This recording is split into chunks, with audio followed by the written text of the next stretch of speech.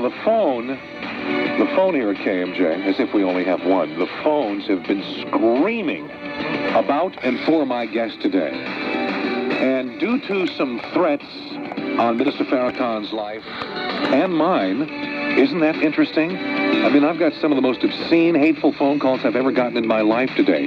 We have had to make a different arrangement. I met with Minister Farrakhan this morning personally where he is staying, and we acknowledged and talked about the security problems that we are both having for some reason today. You know, some people just spoil it for everybody. They have to take their disagreements so far, but we are still going to go through this. And under the circumstances, we agreed that we should do the interview over the phone because I am easily watched alone where I'm at, and he is easily secured alone where he is at. And that's fine. I mean, it's going to work out for you because this is radio and there are no pictures anyway. So I can assure you, Minister Louis Farrakhan is in town, and he was kind enough to invite me into his suite for a personal chat today as we muddled through this interview that we're setting up now. So shortly, in the next few minutes, we're going to be linking up with Minister Louis Farrakhan, and nothing changes as you will still be able to go one-on-one with Louis Farrakhan. What is sad, though, as I mentioned earlier, is how far people are willing to take their disagreements, to the point that it forces some very uncomfortable situations on all party. But there have been threats both here and with Mr. Farrakhan's entourage, and so be it. So this is the way we're going to handle it. It will be over the phone. And our phone numbers, I don't really need to say anymore. We need to jump into this one. 266-5858 and 800-776-5858. We will get to your calls. We have significant time with Minister Louis Farrakhan this afternoon. And again, it would have been much nicer to have him here with me as we had planned, but that changed abruptly today when we started hearing some things that we didn't like hearing and the authorities didn't like hearing. Also, the phones have been a hum with activity today, people wanting me to respond again to the editorial that was in the Madera Tribune, which has now shown up in the Fresno Bee, bits and pieces of something along those lines that I don't even really want to go into, but if I have the time, I will. Once again, the phone numbers, we're 2 minutes away from Louis Farrakhan, 266-5858 and 800-776-5858, and I am glad you are all here. And, of course, that toll-free number is from all over California this afternoon. Stand by. This is KMJ. Locally, you can direct dial 266-5858, and the toll-free number throughout California is 800-776-5858. Minister Louis Farrakhan joins us via the phone, and I've already explained why that had to occur. We met earlier today, and I thank him for allowing me in his hectic morning to sit down and hammer this one out. Minister Farrakhan is the leader of the Nation of Islam, and Minister Farrakhan certainly has been in the headlines lately. He is in Fresno at the request of the NAACP at a fundraiser for that group, and that invitation just from the NAACP has become as controversial as some of the views of Minister Farrakhan and the Nation of Islam. Minister Farrakhan, I'm sorry for the circumstances, and we couldn't do this together, but it's still very good to have you on the program via the phone this afternoon. Thank you, sir. Thank you. It's an honor to be on your show, and it's an honor to have this opportunity to talk to your vast listening audience. You certainly must do a lot of speaking all over the country. Here, when it was announced that you were coming in at the request of the NAACP, it immediately turned into a raging controversy. Is this common when Louis Farrakhan speaks in any community throughout the USA, or are things a little louder here than what you're accustomed to? As of recent days, whenever I come into a city, or it is learned that I am coming into the city, there is a great hue and cry, largely with the media and some members of the Jewish community and some members of our own community, saying what a terrible thing it is that such person is coming to our city. And the strange thing is that after I speak and leave, people don't have the same ugly opinion of me that they had prior to giving an ear to what I have to say.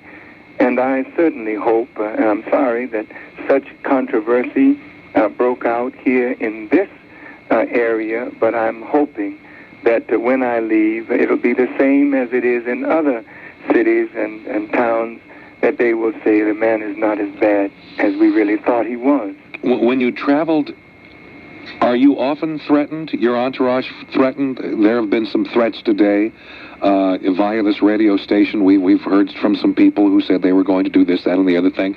I understand from your entourage there's been some security problems there. Is that also too common, Minister Farrakhan? Well, if there are threats, I have not been advised by any police officials in the cities into which we've gone that there have been these threats on my life. I felt that I should rather speak here from the hotel, but I did not know until just maybe 45 minutes ago that there were some actual threats on my life here.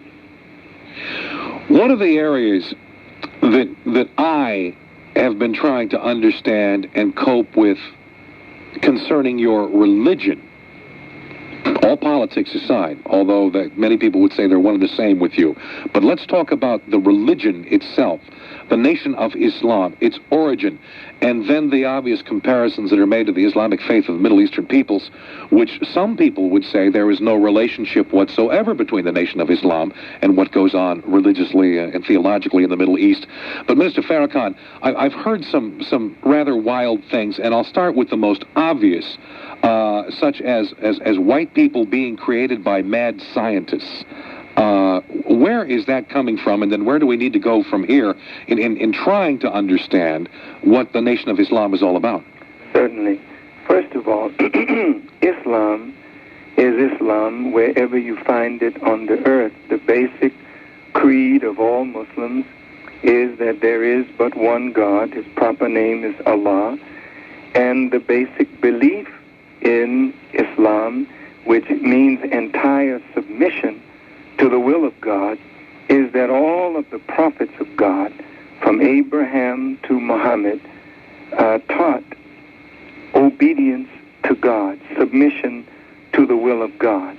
So from the Muslim viewpoint, all of the prophets were Muslims in that they believed in obeying the will of God. The difference is that here in America, Islam was not allowed when slavery was introduced in this society. Since in Europe there were many wars between the Christians and the Muslims, and as you know historically, Islam spread across Africa, and many of the Africans under the name Moors or Muslims or blackamoors as they were sometimes called, crossed from Africa into Spain and Portugal and southern France and into southern Italy, even to the gates of Vienna. And so these and the wars, of course, were fought over the holy city of Jerusalem. So in these wars or fights, which we would call religious wars, it was Muslims and Christians, and many of those Muslims who were fierce warriors were black. So when slavery was introduced in the Western Hemisphere, there was a desire on the part of those who were the slave masters that no Islam be among the slaves, even though George Washington, your first president, was a Shriner, which means that he had 32 or 33 degrees of the circle of Islam. But that is secret knowledge that was not even to be passed on to those who were in his own family if they were not Masons or Shriners. So now Islam comes into America, and Islam, of course, had to develop a methodology that would reach the ears of the masses of black people who were the target for Islam. And so since our condition was one where we were taught to hate ourselves by the institutions of white America, and we had no real tie to Africa since that had been cut off by language and culture, and religion, etc., it was a difficult task to get to our people to bring us Islam.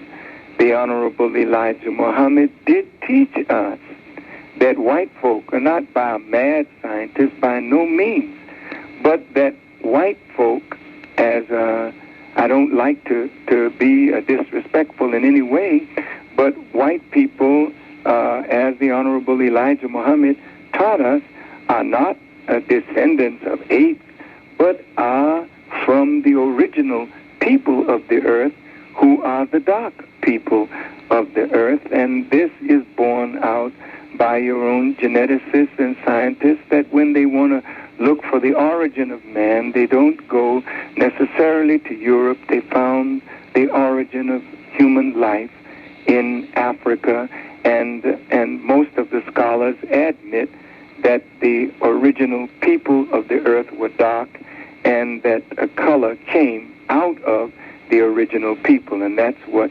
Elijah Muhammad taught us. Not that we should make mockery of any people of any color, but he wanted us to have a knowledge of ourselves so that we might love ourselves, respect ourselves, and do something to help ourselves. But still, Minister Farrakhan, there are those that would stand up who are what? They are highly revered religious figures within their own world of Islam from the Middle East, and some in this country who are of Arabic descent, etc., etc. And they still contest there is no relation between the Nation of Islam and what they do, how they worship, and who they are. How would you respond to that? Well, the Honorable Elijah Muhammad had a very difficult task to bring Islam into this kind of environment. His methodology, it is agreed by all Islamic scholars, was certainly far from orthodox. But he did what nobody else was able to do. He stopped us from drinking, which is an Islamic tenet. He stopped us from fornicating and committing adultery. He stopped us from eating the swine flesh. He stopped us from gambling. He gave us family life, which is Islamic. He taught us to respect all of the prophets and the scriptures that they brought, and that is Islamic. But where there is disagreement is that we believed Elijah Muhammad to be a messenger of God for us. And of course, the Orthodox Islamic world says that there is no messenger after Prophet Muhammad, peace be upon him. Elijah Muhammad never said he was a prophet, but he certainly gave us a message that is doing for us what the message of Islam did for the Arabs in the days of their ignorance before Prophet Muhammad, peace be upon him, brought him the message that made them a nation out of warring tribes. And this is the same result that you see with the teachings of the Honorable Elijah Muhammad. As unorthodox as they may seem to be, if you look at the results, you can't argue with the results. It is a transformed human life. Minister Farrakhan, we have to take a commercial break. We'll be back to you in just a couple of minutes here. Our phone number's at KMJ again, and we will get to you shortly for Louis Farrakhan, 266-5858. If you're calling from anywhere in the state of California, participate, 800-776-5858.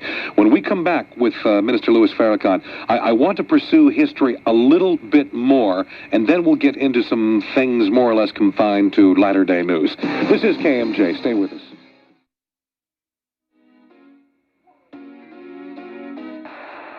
Welcome back to KMJ, and as promised, we are doing our one-on-one with Minister Louis Farrakhan, who is the leader, the head of the Nation of Islam, and we're doing it a little bit differently because of some security problems. Rather than him being here in the studio, he remains where he is staying, and we're handling this over the phone.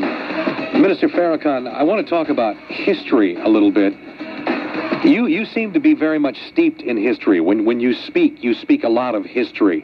There are some critics that you have that say you bend it to fit your own agenda. And in that history, you have much to say about Jews, correct? No, that's really not correct. Well, let me ask. But I want you to go right ahead with your point. Yeah, let me ask the question, and then it'll maybe be a little bit more to the point. When you were responding to the criticism of your associate, Khalid Abdul Muhammad, you referred, and I listened to you live that day in your response, you referred to the Jewish slave keepers in the Caribbean. And if I may, with all due respect, many races have held black slaves throughout history. That is true. It's a deplorable act. My folks, the English, had a lot of them. It was wrong. Yes. But I truly believe that there is significant historical data to support that blacks have owned slaves and traded other blacks in former days in Africa, correct? Yes, that is true. Okay, so why then, when you talk about slavery, as you did recently in response to Dr. Muhammad, did you single out the Jews that allegedly kept slaves in the Caribbean? Thank you. You know, it is well documented in history that black people were those who sold our fathers into bondage. It is also well documented that Arabs had something to do with that slave trade. Some were Muslims. And it is also documented that Christians had something to do with our enslavement, and certainly Gentiles, non-Jewish whites of Europe, had something to do with our enslavement. But what has not been public knowledge is the role that members of the Jewish community played in slavery. We just can't say today that slavery is wrong. We all know that slavery is wrong. But the type of slavery that was enforced on black people contributed to the total destruction of an entire people, a destruction from which we have not extricated ourselves to this point. So when I mentioned in my first speech at the National Press Club in Washington that some Africans were involved, some Arabs were involved, some Europeans were involved, and some Jews were involved in the slave trade, it didn't make any difference what I said about others. But when I mentioned Jews, I was then called, of course, anti-Semitic, Hitler, etc.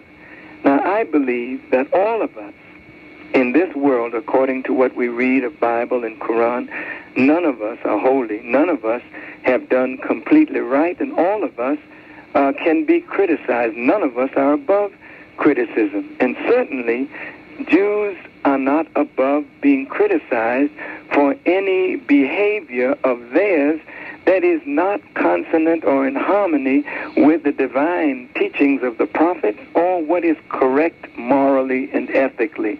And so to paint us with a brush that we are anti-Semitic simply because we point out their role in the slave trade, to me, is an error, is wrong.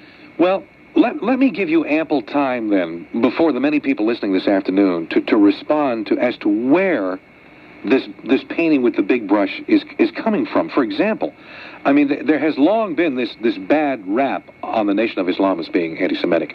Recent Time magazine, there's your picture, Ministry of Rage. Louis Farrakhan spews racist venom at Jews and all of white America. Why do so many blacks say he speaks for them? If you're only criticizing what you are saying is historical fact, then where then is all of this Sure. noise coming from that you indeed are racist and the Nation of Islam is anti-Semitic? Yes. First, Mr. Appleton, when did all of this begin? We have to put it in context in order to understand it properly. First of all, I've been teaching in the black community for nearly now 40 years. I have no record in all of my years of teaching of focusing on members of the Jewish community as any demonizing or to demonize them as a group. I came into this national picture because I was invited by Reverend Jesse Jackson to help him in his campaign. That's the context. And since members of the community, particularly the ADL, felt that Reverend Jackson himself was an anti-Semite because he embraced Yasser Arafat and said that Judaism was a rose and Zionism was a weed that was choking out the beauty of that rose. Now, many Jews feared that if Jesse Jackson became politically viable, that he could swing the balance of public opinion, particularly in the black community, away from an Israeli favorable position to one that favored the Palestinians. So in the beginning, Mr. Appleton, they took out a full-page ad in the New York Times, and we were saying, "Run, Jesse, run." And they said, "Ruin, Jesse, ruin." And it was taken out by a group called Jews Against Jesse. And if you go back and you get my statements, as God is my witness, I pleaded with the members of the Jewish community, if there's a disagreement with Reverend Jackson, let's sit down and talk about it, because 95% of black people were going after Jesse Jackson. And to mishandle Jesse in the public would further alienate blacks from Jews. And then I said, we are tired of feeding our leaders to the white public like raw meat to wild beasts. And if Jesse is harmed, he will be the last black man that you kill, not that we carry weapons and will do you harm, but I believe that Jesse at that moment in history was inspired by God to run, to free the minds of young black people, that we would never again believe that we were only to be baseball players, basketball players, football players, sports figures, entertainment figures, but we could be thinkers and men and women of ideas that could save a nation and the world. And the very next day, Nathan Perlmutter and a Rabbi Schindler, I think his name was, were talking about my speech, and I was called a black. I took umbrage at those remarks, and the battle was on.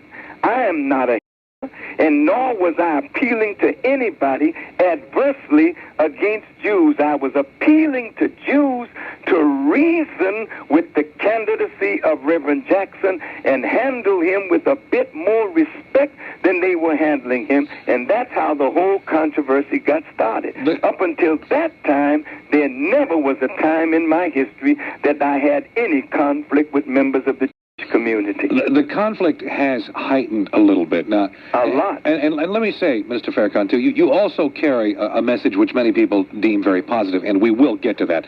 I'm not going to sit here for an hour and a half, or whatever this is to be, and we're not going to talk solely about the Nation of Islam's relationship with Jews. But to maybe bring this segment to a crescendo here, I have to bring up the remarks of Khalid Abdul Muhammad. Yes. And you must admit that what he did, no, let me do it this way. The way that he laid out his argument did nothing but possibly further divide at a time when maybe there were some other folks out there trying to understand the Nation of Islam a little bit more than they were in the past. I'll use myself as an example. Let me explain a little bit more here, then I'll get to the question. Many people have become curious at the Nation's message after the Spike Lee film, Malcolm X. Yes. Now, Malcolm X, any movie, it's kind of a cheap way to get somebody involved in history. But if it's a movie that brings you to the door of understanding, then so be it. I'm sure you'll go along with that. Even my own view of the Nation of Islam's views had softened somewhat. Then the comments come from Dr. Muhammad, and it brings some of this understanding to a complete and screeching halt, sir. As a man who is a minister, and you are Louis Farrakhan, I don't know how you could have tolerated his comments, or even if you did tolerate his comments. Well, first of all, Khalid Muhammad is my student, and he is my brother, and he is my minister. And if you listen to the whole speech of Brother Khalid, which was 2.5 hours in length, and you understand the hurt and the rage out of which he spoke. You know what the basis of his whole anger was? That for 10 years, his minister and leader has been seeking dialogue with League and members of the Jewish community.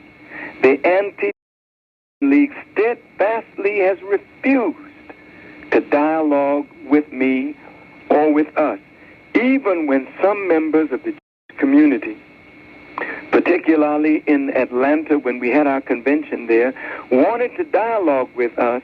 Mr. Foxman of the ADL talked to them and forbade them to dialogue with us. I have had rabbis to my home for dinner.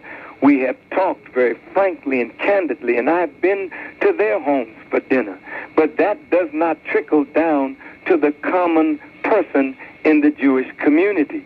So Khalid was speaking out of anger and rage that we have offered, so to speak, an olive branch to the community. Let's sit down and dialogue. That has been rejected. So he said, now you got to deal with me. And some of the language that he used, I rebuked, but I could never rebuke truth that he spoke. And what were those truths? The news media acted as though I never delineated what those truths were. The man quoted the Bible, which I believe in. He quoted the Quran, which I believe in. And those scriptures from the Bible and Quran that he quoted, I said that is the truth that I agree with. I concur with the truth that he spoke of the teachings of the Honorable Elijah Muhammad, and I held up the book, The Secret Relationship Between Blacks and Jews, which highlighted the Jewish involvement in the slave trade, and I said, these truths are the truths that I agree with. And from that point, I must tell you, Mr. Appleton, that Mr. Khalid Muhammad's words, according to the ADL, it was a calculated risk that they took out a full-page ad in the New York Times and took his words that were only spoken to less than 150 persons and gave it a national and international platform. For what purpose? They saw these Congressional Black Caucus, the NAACP, and mainstream black leadership forming some kind of an alliance with the Nation of Islam so that we can combat the evils that are prevalent in the black community, and they wanted to break up that relationship. And instead, what they have done, they have made Khalid more popular and Farrakhan more popular, and if your understanding of the nation came to a screeching halt, then now we can put it back on course, because I'm here now to defend my views to you and to your public and to Jews. And while I'm here, I hope I'll get a chance to talk with the Jewish rabbis that spoke against me and the Christian pastors that spoke against me. I think this is a wonderful place, Fresno, California, for a dialogue to begin, to start bringing some peace and accord out of discord and disharmony. So you will make yourselves available to them? Yes, I will. Before I go to the commercial break here, and then when I come back, I want to take a couple of questions from our audience, Minister Farrakhan. One of the big ones, and a very sensitive one, Betty Shabazz, yes, a lady that I have met, for what that's worth, stunned many people the other day by casually inferring that you were somehow involved with the murder of her husband, Malcolm X. Yes. Respond to that, Minister Farrakhan. Certainly. Again, here we are, 30 years after Malcolm's murder. You know, and what is so sad, you know, to discredit a man who has in his mouth a message that black people and white people, I believe, need.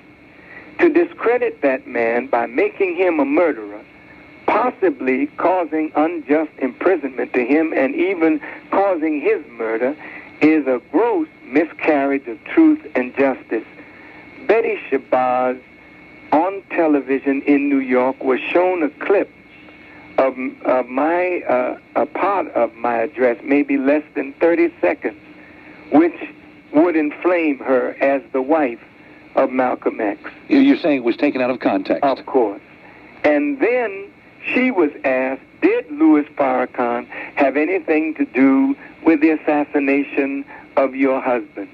And she thought for a moment and said, yes, of course. They all were a part. It was a badge of honor. Now, these are Betty's words, or Mrs. Shabazz. I've known her for a long, long time, but of course, we are not the friends that we once were because of the split in the nation. But Betty never said Farrakhan was in fact a part of the plot to murder my husband, but because I have the ear of black youth, and black youth love Malcolm X and love Farrakhan, what was the hope of those wicked, malicious news persons was to use those words of Betty, and then the next day in the New York Post, the screaming headline was, Malcolm's widow fingers Farrakhan. And then on the inside, widow pins murder of Malcolm X on Farrakhan. So we have sued the New York Post. We wouldn't put Betty in the suit because we believe her words were misused by the press to put her and us at odds. So we start fighting each other, and who benefits from that? Have you spoken with Mrs. Shabazz? No. Since then? No, we're not really on speaking terms. I would love to speak with her, but understandably, she is hurt and aggrieved that some members of the Nation of Islam were involved in the assassination of her husband. I can't blame her for her attitude, but at the same time, we cannot permit the misuse of her words to lead to another unfortunate situation 30 years later. We will take another commercial break. We will come back with Minister Louis Farrakhan, the head of the Nation of Islam, and at that time, we will start taking some of your questions on KMJ. Please stay with us. This is KMJ Fresno, Ray Appleton here, and Minister Louis Farrakhan there, wherever he is. We're on the phone today. We met earlier today in the flesh. He was kind enough to have me to where he is staying, and we talked about a couple of things, and Bess decided it was really the only way to fly this afternoon because of a couple of problems to do this interview over the phone, although he had planned to do this together. Our phone numbers are 266-5858, 800-776-5858. A couple of calls from our audience now. Scott, go ahead, please. Yes, Ray. I was listening to your show. It's excellent. I wanted to ask Mr. Farrakhan about the American culture. Do you feel it's unfair to black society the way it is geared now? Because our American culture is hard work, overcoming obstacles, overcoming enormous odds, be your own leader. And many of the successes that I see is Colin Powell, Clarence Thomas, Charles Barkley, Dr. Soul, Malcolm X, and even Louis Farrakhan as people that are very successful. So the question is? The question is, do you feel that the American culture is unfair? Because to me, I don't see the problem. It just comes down to hard work and being an individual, whereas I see Mr. Farrakhan sort of painting a broad brush over people, which I think is very unfair. Well, let me try to answer you. First of all, I think that society as a whole has been unjust in its institutionalized dealing with the masses, not only of black people, but of Native Americans, Hispanic, and poor white people. Yes, if that is, as you described, the American culture, hard work and pulling yourself up by your own bootstraps, we subscribe to that. But you must have something to go on. And one of the things that the black community has been deprived of, that makes us look as though we are really an inferior people, is that we do not have and have not been given a thorough knowledge of self. And I can't begin to tell you how self-knowledge opens up the whole realm of possibility of what we as a people are able to do by just knowing our own history. By depriving black people of that knowledge, it is like making a people blind, deaf, and dumb. But I can tell you of a surety that once that knowledge is given happen to our people will rise up and do what all other Americans, so-called Americans, are doing. We'll work hard, we'll build institutions, we'll do for ourselves rather than laying down at your feet, begging you to do for us what we have to now unite and do for ourselves. Joining us now from the northern part of the valley, out of the Modesto area, we have Rabbi Aaron Weisberg. Hello, Rabbi. Well, and there he went. Too bad. That would have been good. Mark, hi. Hi, Ray. How you doing? We're doing all right. I wanted to ask Mr. Farrakhan. I've been studying African history, world history, which leads you to African history for over 12 years. Yes, sir. Never involved with the Nation of Islam, but I've associated myself with members of the nation and members of the Rastafarian cult. I've pretty much intermixed with a lot of Africans from Africa, and I understand what you talk about in knowledge of self. The problem I have, and I wanted to ask you, how do you address this? Because now you're engaged in a defense strategy to try to just defend yourself daily, rather than put your agenda out that addresses this problem. The lack of self-knowledge, and in reference to the caller that just called, he would never see that. I was raised in California. I was raised in an all-white community. I went to public schools in California all my life. And in my college years, I ended up, by fate, in the city of Tuskegee, Alabama. And to anybody in Africa, that's a sacred place. But to a guy from California, it was unheard of. And that was my first encounter with the institutional racism that the Minister Farrakhan is talking about, Ray. I went to a public school system that never told me the importance of a black university in the United States during the 1800s and what significance that had worldwide, because that was the first step to unveiling the slave into what reality is really all about. And in front of that university, there's a statue with a slave and a blanket being removed from his head, opening his eyes to the fact that this is what you're capable of. See the world around you? You're a part of this world. And what slavery did, and what the enablers of slavery did, was rob that mass of people, regardless of the color, Ray. It's not color that's the issue, it's the act. Because the Chinese were engaged in slavery, the Spanish were engaged in it. Well, as I mentioned earlier, many Right. people were engaged in it. We're going back thousands of years of culture, but you know what? When the Chinese engaged in slavery, they did not deprive the people that they enslaved their own history. Mark, we've got to get to a point or a question here shortly. The question is, to the Minister Farrakhan, we've got the most intelligent class of black people in history. How do you, aside from all your defense strategies, attempt to get this message across about institutional racism without having to engage in wars every day? Yes. That's my question. Thank you. You know, sometimes they say the best defense is an offense.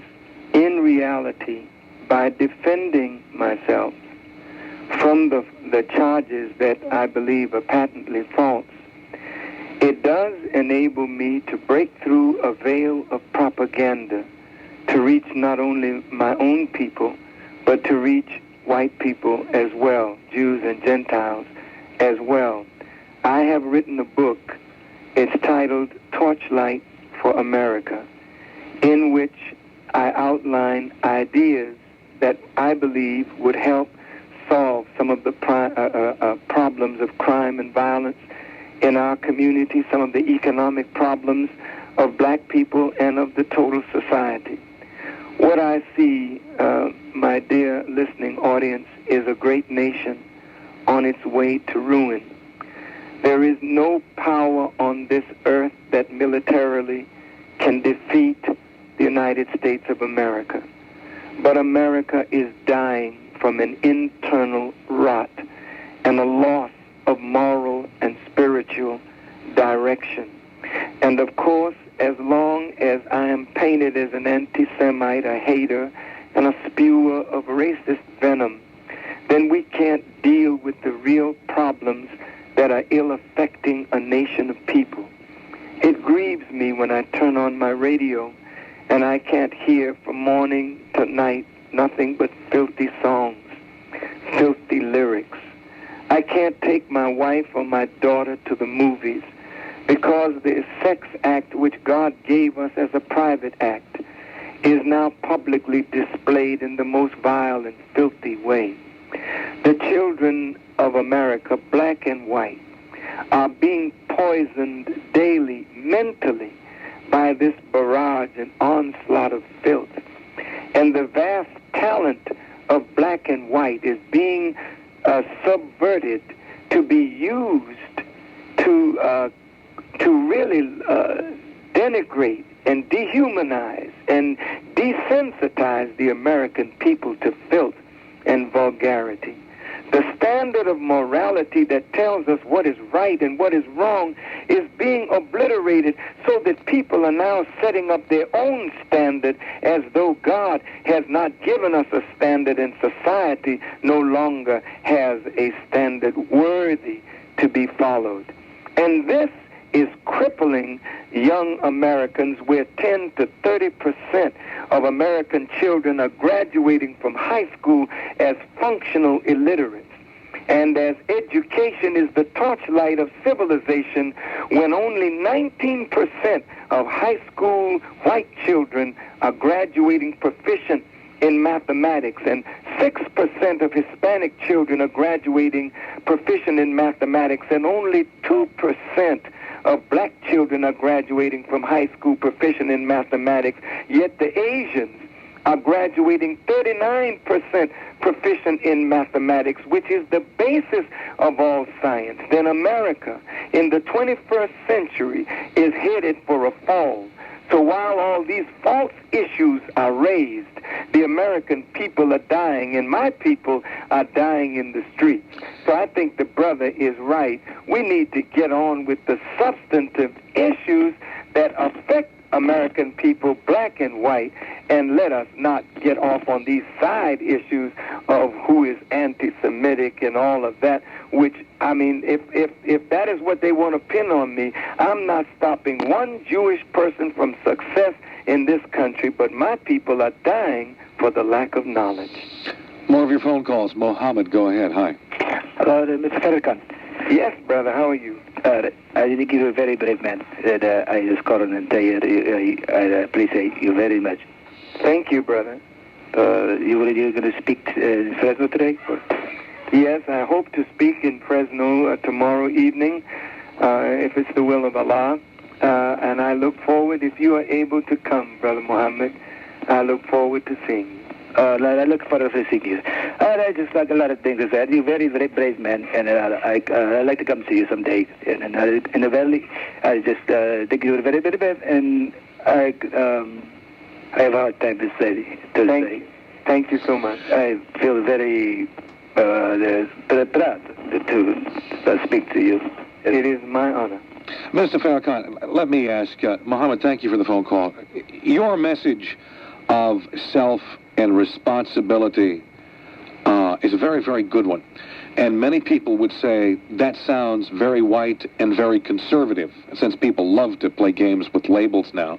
And it does. I mean, there is a very large politically conservative movement in this country.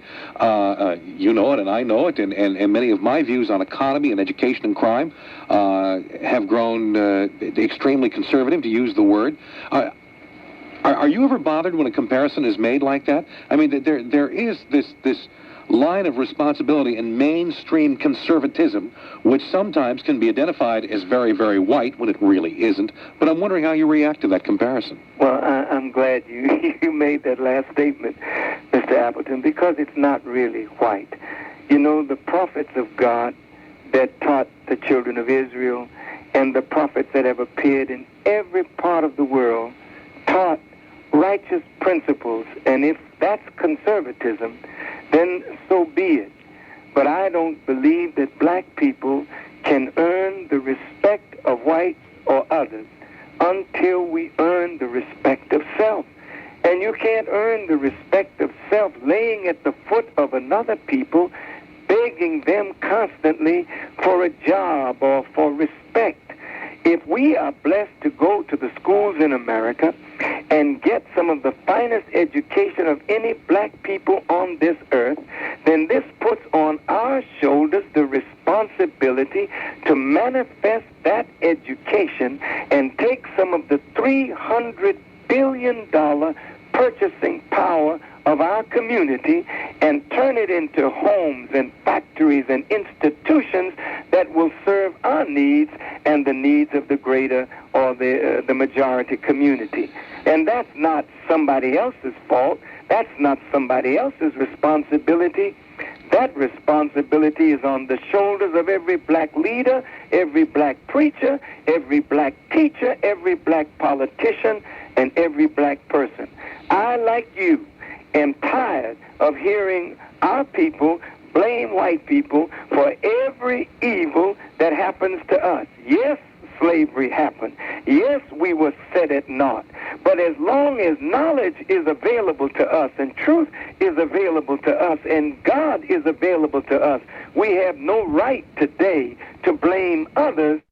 In your last statement here that some of the finest education can be had here in America. You've talked about taking the African-American community and building the homes and the factories, and they've got to become more involved with building, well, I don't want to say building in this country. Where would those homes and factories be built? Would they be built here or elsewhere? Well, we live here. We don't live elsewhere. Okay, well, we can take our own communities. We can start right there. If you drive through the black communities in some of the largest cities, they are like war zones.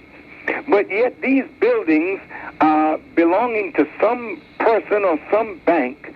All we need to do is pool our resources, buy up the property, rehab it, put our own people in these properties, lower the rent, and start doing something to help ourselves. Well, I think that's brilliant. I mean, nobody is stopping us from doing that. We just need to get busy.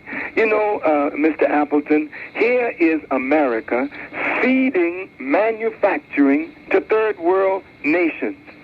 In Brockton, Massachusetts, in Taunton, Massachusetts, that used to be the shoe capital of the entire world.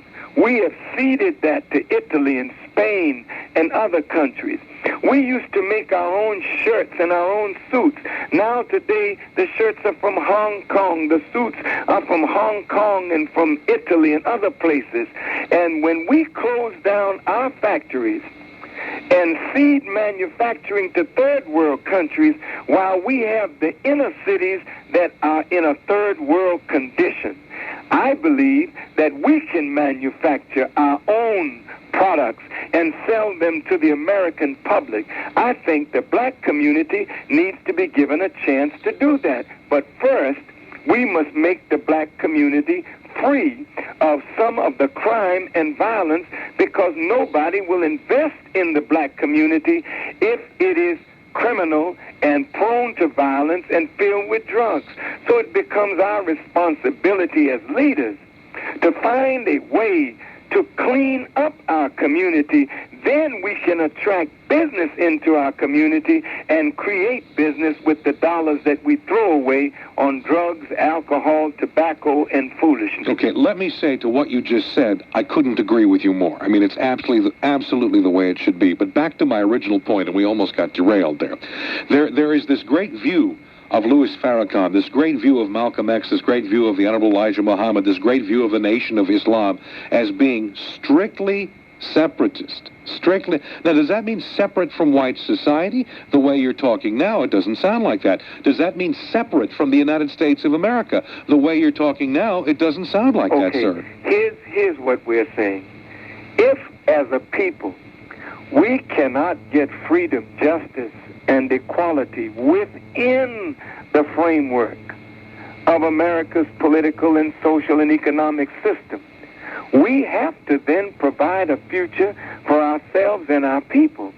So like any two people who can't get along, they don't want to fight and kill each other. They go to a judge and petition for a divorce, and they ask the question, what brought you to court to petition for divorce? Why did the 13 colonies divorce themselves from the British Crown? Because they felt that they were being treated unjustly, and they wanted to cut the bands that bound them to a system that did not respect them and give them the right of self-determination. If we can't get along in peace with whites after living here over 400 years, then we'll ask the government for separation on some territory that we can call our own. And we would ask the government to support us in that state or territory for the next 20 or 25 years until we are able to go for ourselves. Now, the government should not say we can't do that because we helped set up the state of Israel. And we, as the taxpayers of America, have sent $4 billion each year to Israel for nearly 40 years. We have been caring for Israel. So now here we built the country. Our slave labor is at the root of it. We fought, bled, and died to make it what it is. But if we can't get justice here, then we should be separated. Now, on the other hand, if America says, yes, you can get justice, then for God's sake, let me go free to teach our people. Let me reform our people. Let me help to make them self-respecting and clean them up.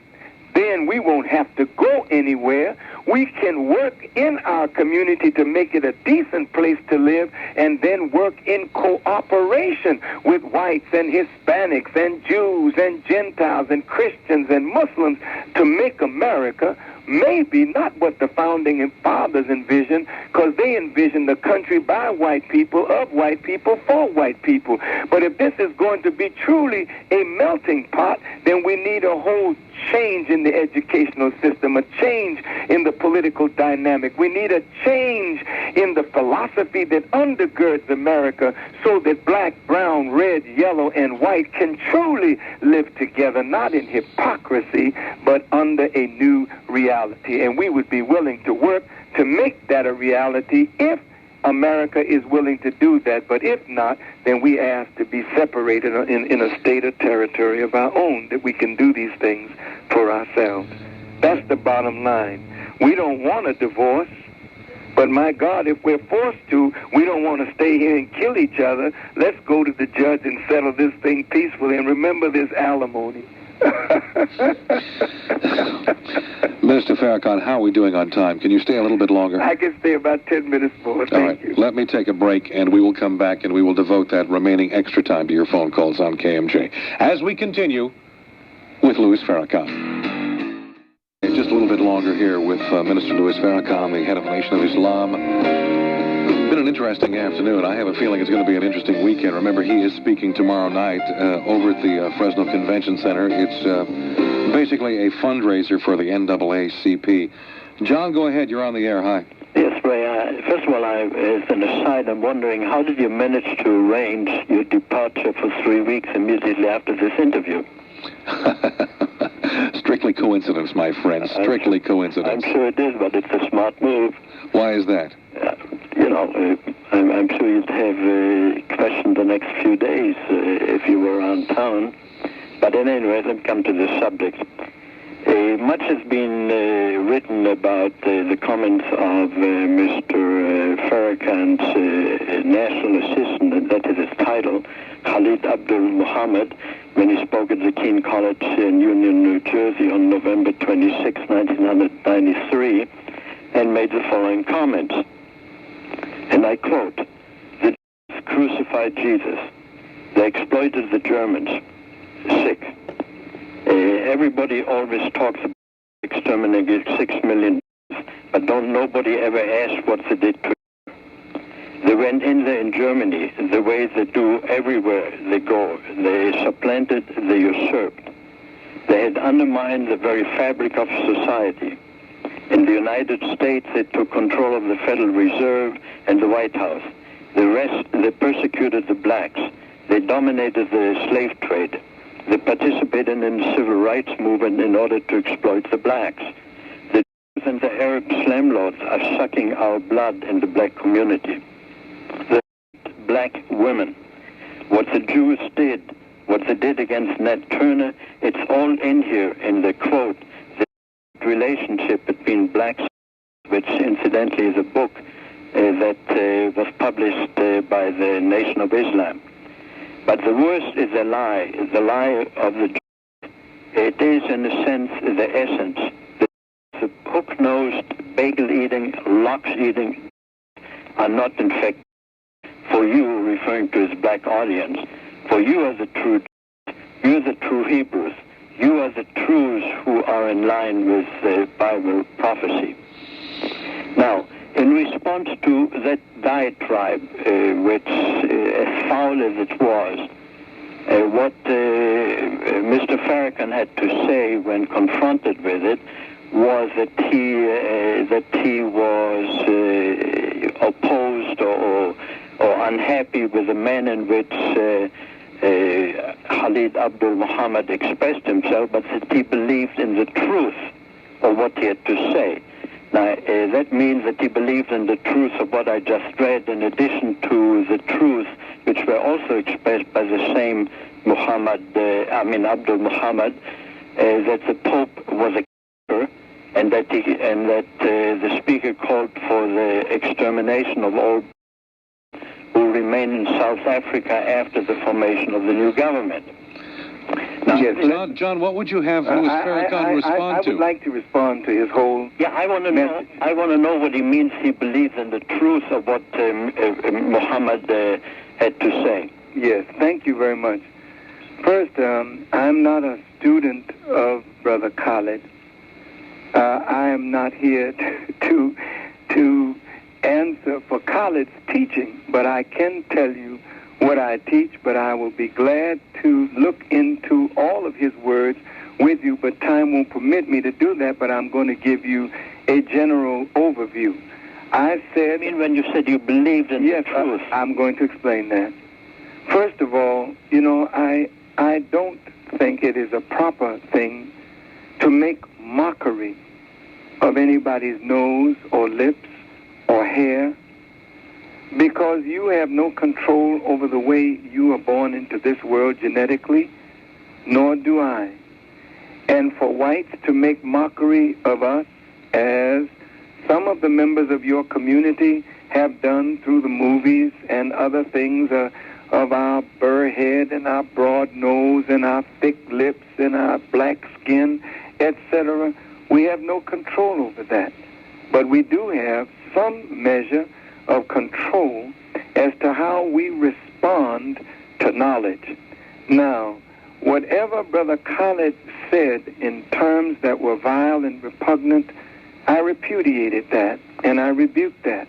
I said, but those truths that he spoke, I cannot rebuke or condemn, because truth is what we all have to agree on. Now the question is, did Jews have a part in the slave trade? The answer is yes. Now, the book that you mentioned, The Relationship Between Blacks and Jews, which was published by the Nation of Islam, researched by our historical research department, was not something that we fabricated. Every quote in that book is from a respected scholar or historian. Now, I'm going to quote some of your historians. Now, this is not from Farrakhan. This is from historians. Mr. Friedman, a one-time president of the American Historical Society, said, and I quote, that the bulk of the slave trade in Brazil was in the hands of British settlers, not only in Brazil, but in Curaçao, in Suriname, in Barbados. According to, again, the American Historical Society, 75% of the Jews in the South owned slaves, while 36% of the Gentile whites owned slaves. I didn't say that. Scholars said that. Now, if in Brazil is the largest population of black people in the Western Hemisphere, and the bulk of the slaves were in the hands of settlers, then you were the bulk of the slave trade in Brazil, in the Caribbean. Many of our fathers were brought from the Caribbean to America, and some came directly to America. Some of the ships were owned by Jews.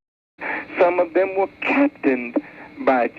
Now, we worked on those slave plantations for Jews and Gentiles for over 300 years for no pay. So since 75% of the Jews in the South owned slaves, then many of the were not for the abolition of slavery. They were for the maintenance of slavery, and many of them were on the side of secession from the Union, which caused the Civil War, which caused millions of lives to be lost, and blacks fought on the side of the North and on the side of the South. Now, many blacks came to the North seeking relief. In whose factories did we work? It was many factories. You were the garment section. We worked for you. We cleaned your homes. You have had a relationship with blacks ever since we've come into this country, but it was not an equal relationship with reciprocity and justice. We thank you for giving us a job. We're not angry with you for not giving us a job. You used to give us some of your old clothes and suits and things that you had not worn. You would give it to our mothers, and they would bring it home to us. We're grateful for whatever good you have done, but the truth of the matter, what is a bloodsucker? A bloodsucker is a little creature that lands on your body and sucks the life of your body to maintain its life. Now here we got $300 billion coming into the hands of members of the black community. At one time, the Jews were the principal merchants in the black community. We bought our food from you. We bought our clothing from you. We rented apartments from you.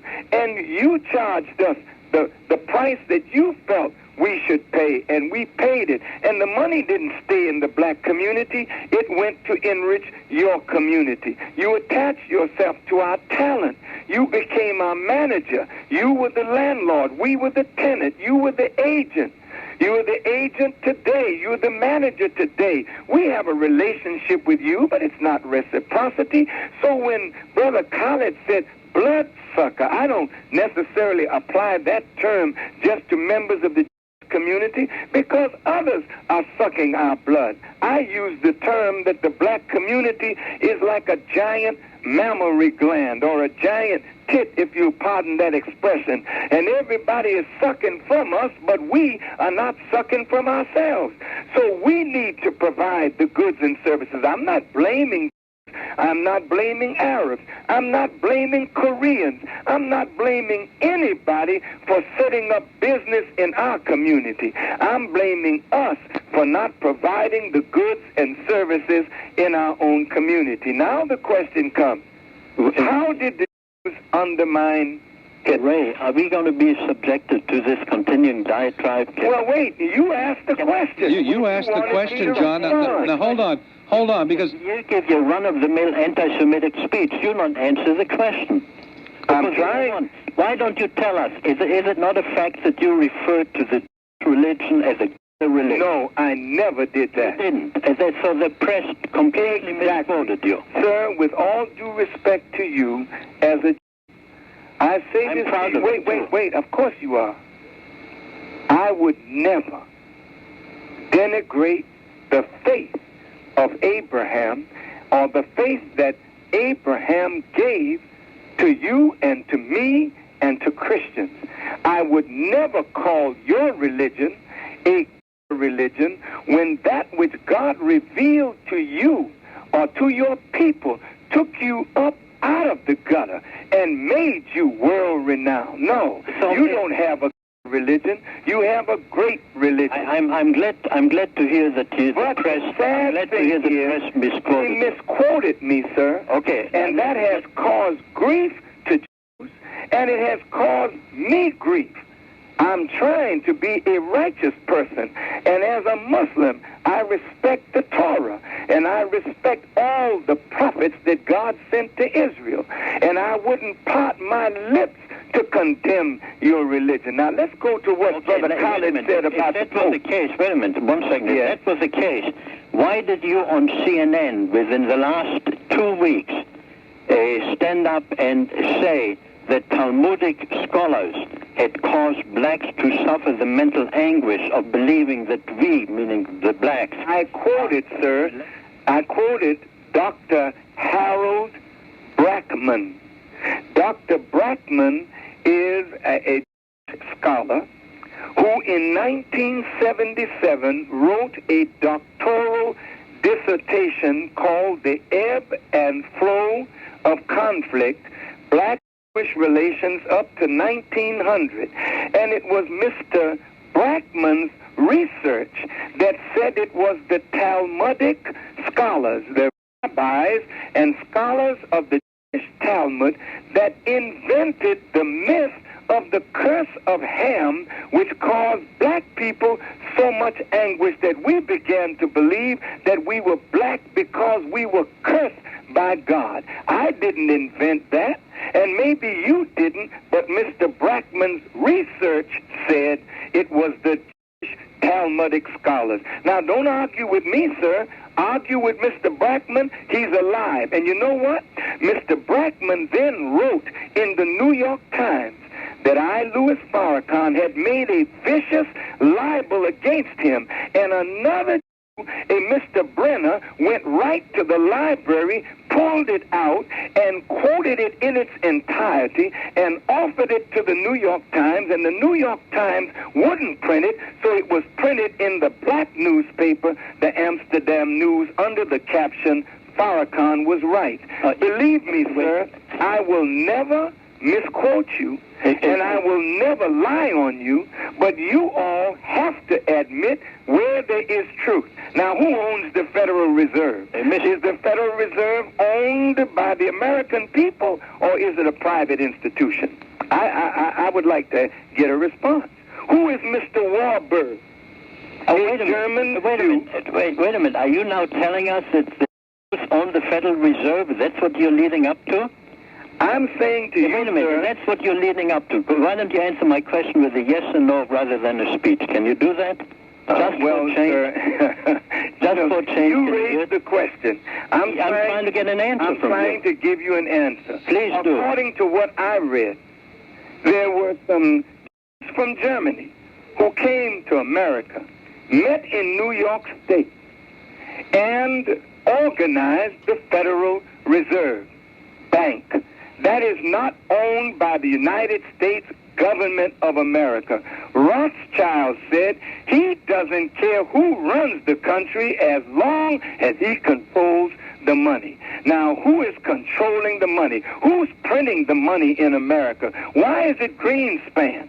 Who is Mr. Greenspan? Gentlemen, for the sake of time here.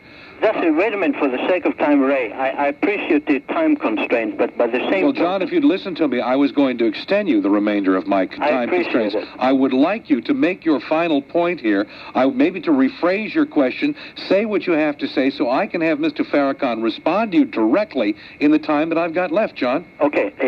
First of all, the first question, in other words, is it not a fact, Mr. Farrakhan, that you are claiming that the own and run the Federal Reserve System in these United States? I am raising the question. No, that's what you're saying. No, I am raising the question. Who owns it?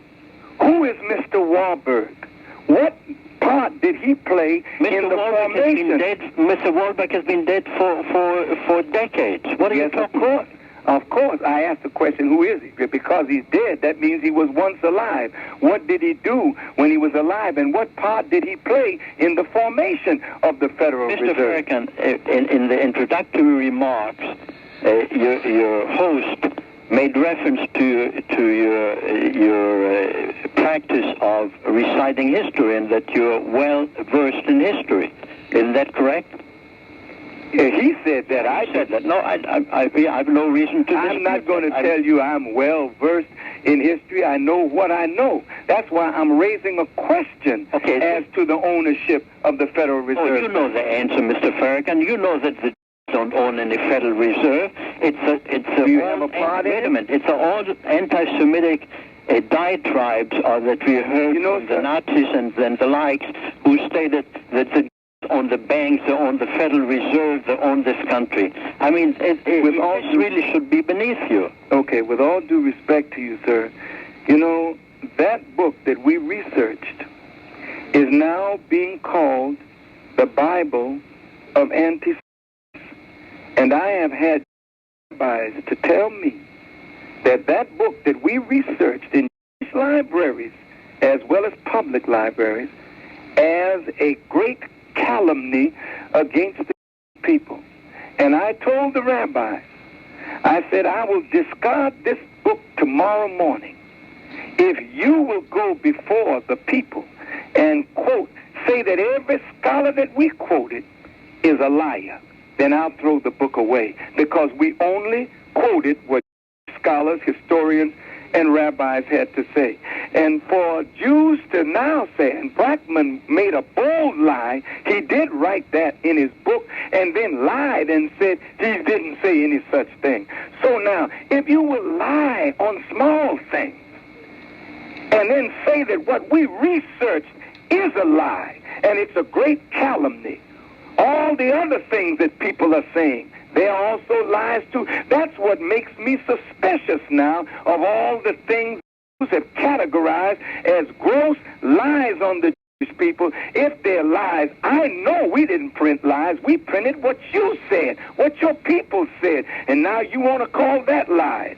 Well, where's the truth? We're going to get at the truth, and the American people need to know the truth, because Jesus said, you shall know the truth, and the truth shall make you free. And if I have offended you and offended any person in error, I will go before the world and apologize.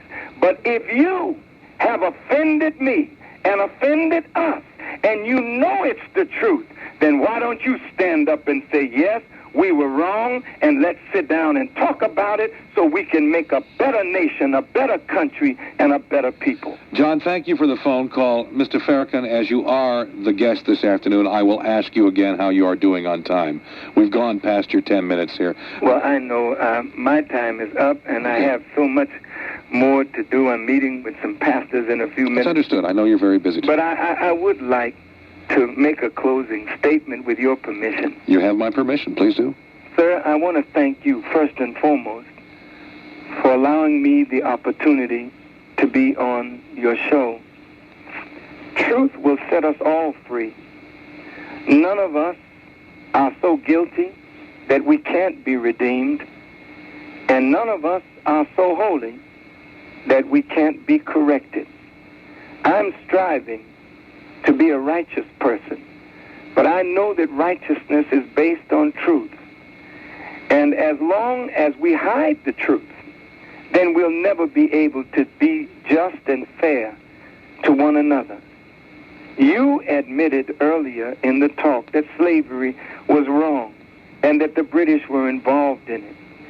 So if Britain was involved in it, what is wrong? And our African fathers were involved in it, and Arabs were involved in it, and Jews were involved in it. Here's a whole people that are destroyed in front of our eyes, and they are now turning in on each other and destroying themselves. I want to lift them, and I know that I can't do it by myself, but I know that Jews can help me lift our people. Arabs can help me. Gentiles, Christians can help me. Brother Khalid was in error to call the Pope a cheap name. But you know and I know that so-called Christians brought our fathers also into slavery. So-called Christians denied blacks the right to read the Bible. For 300 years, they locked the Bible from us. And in the late 1700s, said it wasn't incompatible that we could be Christians and slaves at the same time. And while our fathers were being lynched and burned and robbed, the Pope didn't speak out. Even when the Holocaust was going on in Germany, Pope Pius XII did not speak out. So when Khaled says something negative toward a pope or the popes of Rome, the popes know they're evil and they know they're good. And their history is written for anyone who is a scholar to go and study. The church is not without fault. The synagogue is not without fault. The mosque is not without fault. All of us have some blame in this thing. And what we have to do is get ourselves right and try to straighten out our world and our community, that we can pass on to our children, Mr. Appleton, something better than was passed on to us. May God bless you, and thank you for giving me this time, and I hope that it will lead to some positive good. Thank you for the time, Minister Farrakhan. Thank you. Take care.